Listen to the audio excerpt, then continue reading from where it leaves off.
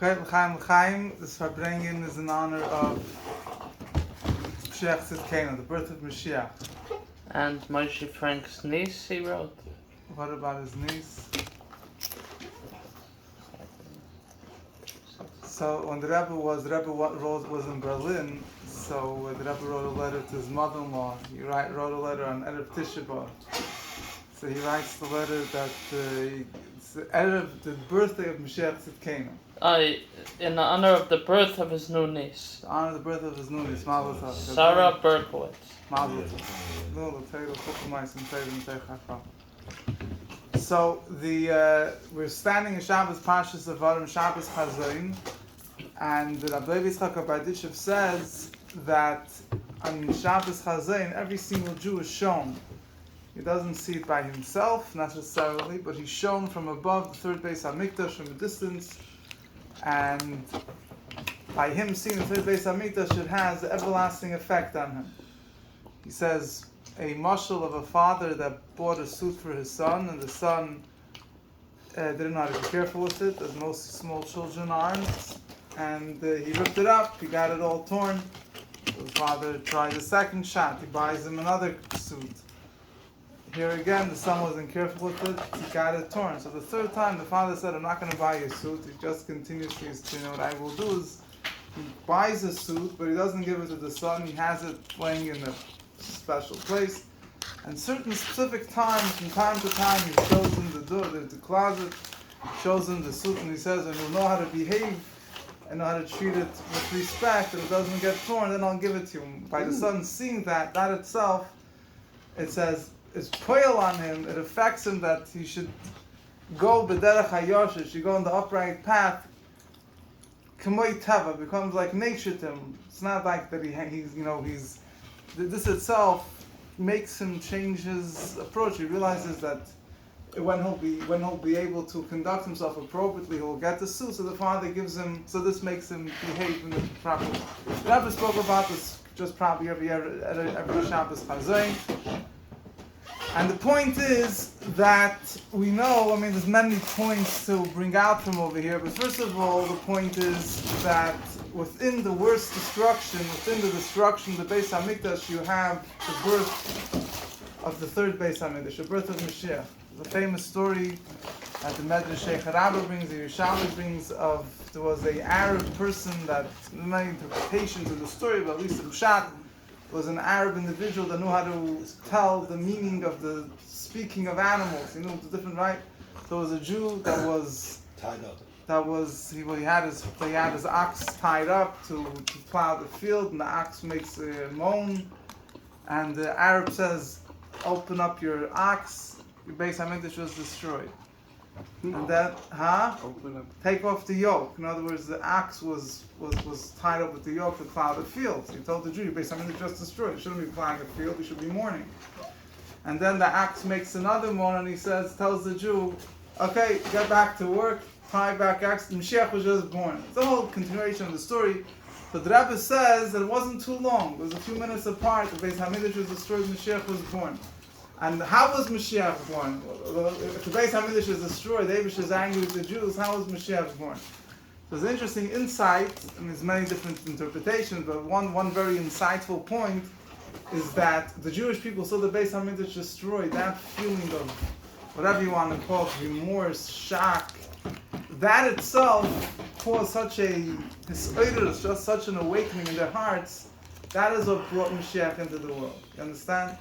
So when we see the Beis HaMikdash destroyed, what gives us, so that is, Mashiach comes from the destruction. It's a very funny thing. That's why David just set it up. When we were speaking on Tisha B'Av, the destruction of the Beis HaMikdash, so this year, so on Tisha B'Av itself, David shows us the third Beis HaMikdash. David is showing us what's really hidden. So, but the key to it, the Rebbe says, is first of all, you have to think about it, but the key to it is also, it only really has an effect on you if you realize it's not here yet. You say, I'm the third Beis HaMikdash, it's beautiful, I'll take my binoculars, I'll look, I'll go back to sleep. Then you have to realize that it's still in the closet. As long as you don't see it physically, so it causes you to yearn, it causes you to want to change. And that's how you bring Mashiach. But anyway, but that's a very powerful point. Is that by the Yidden, it's when is Mashiach born? It's the feeling of suffering when a person feels he's all the way at the bottom of the pit.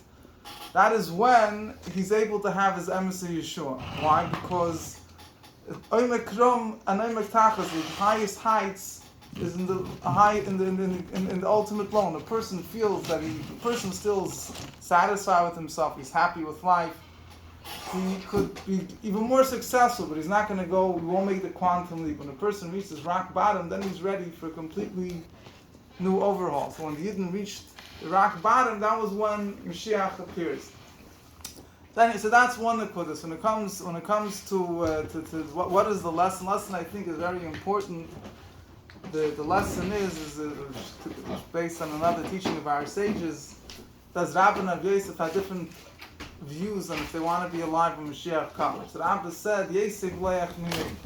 Let Mashiach come, I don't want to be around. Rabbi Yosef says, let Mashiach come, and I will sit in the shadow of the tzoya, of the betula, the kofisa, the chamari, the shadow of Mashiach's donkey's dung. Yeah.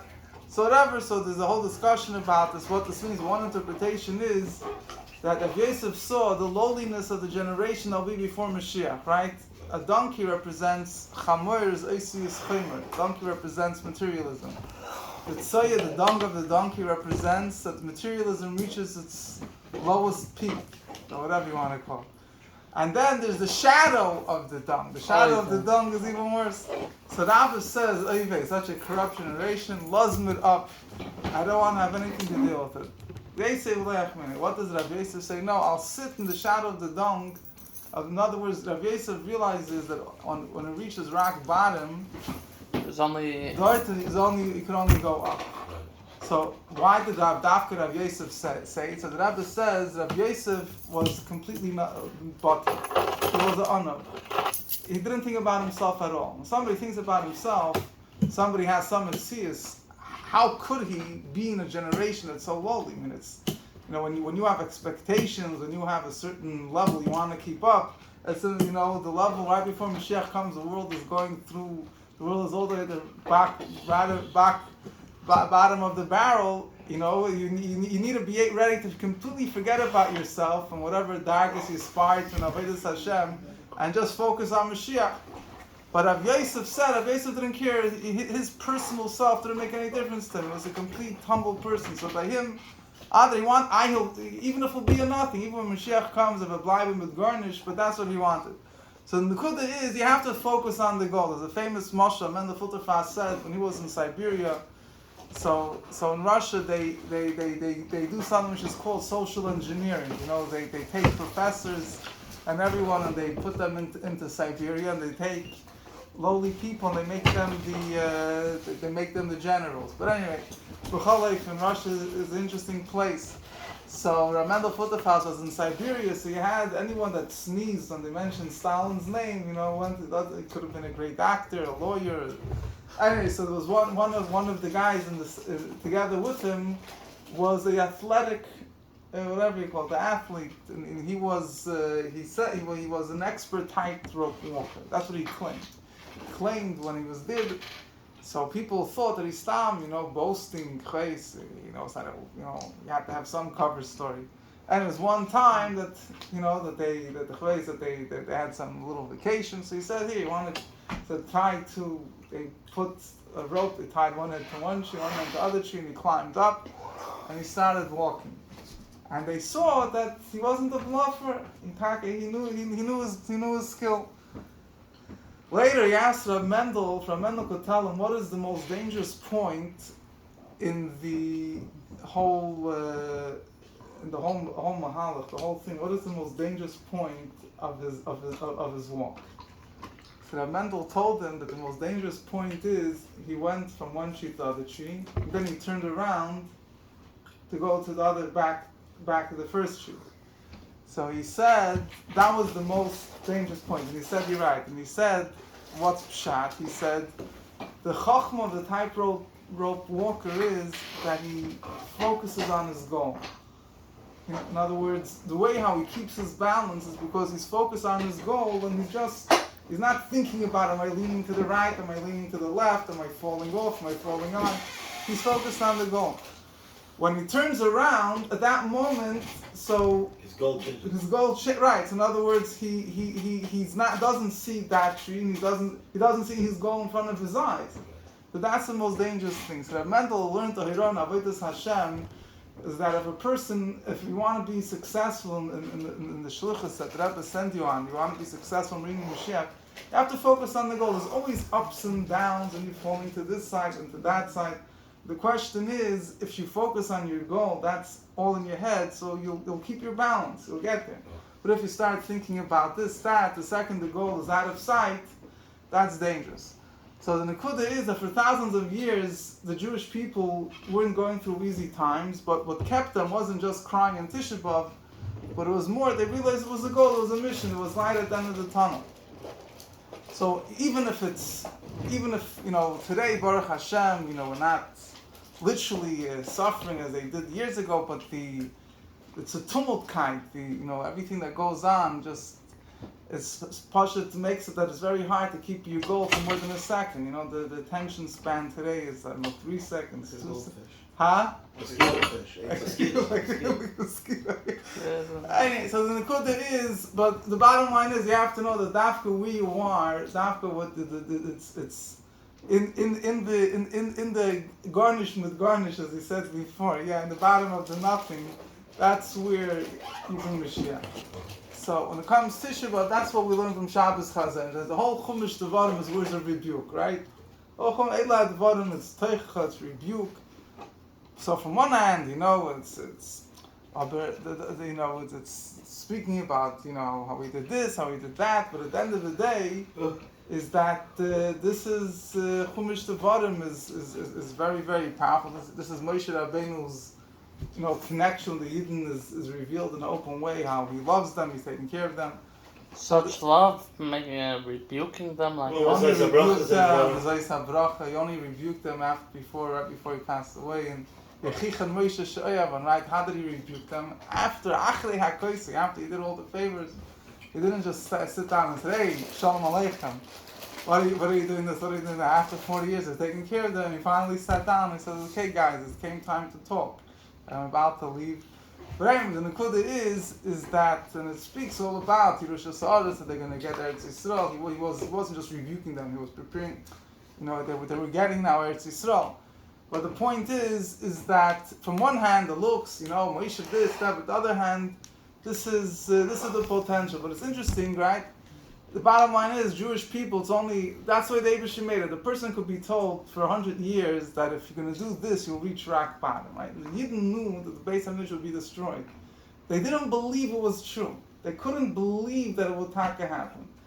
It was when the Pashut saw with their physical eyes that the Beis HaMikdash was destroyed, that was the first time in history that it dawned upon them that it's true. So they say that they would have, they should have made it that until a person's Pashut reaches rock bottom, he's not gonna look to the top. But when they reach rock bottom, that's when Mashiach was born. So the Nekuda is that we should all have our birth of our own Mashiach. We should always see the vision, see the goal, see the purpose, and we should work towards the goal, and we shouldn't get bogged down. And we should see, the Samach Tzedek says that we say Zen, right? Rabbi said, I want to see Mashiach.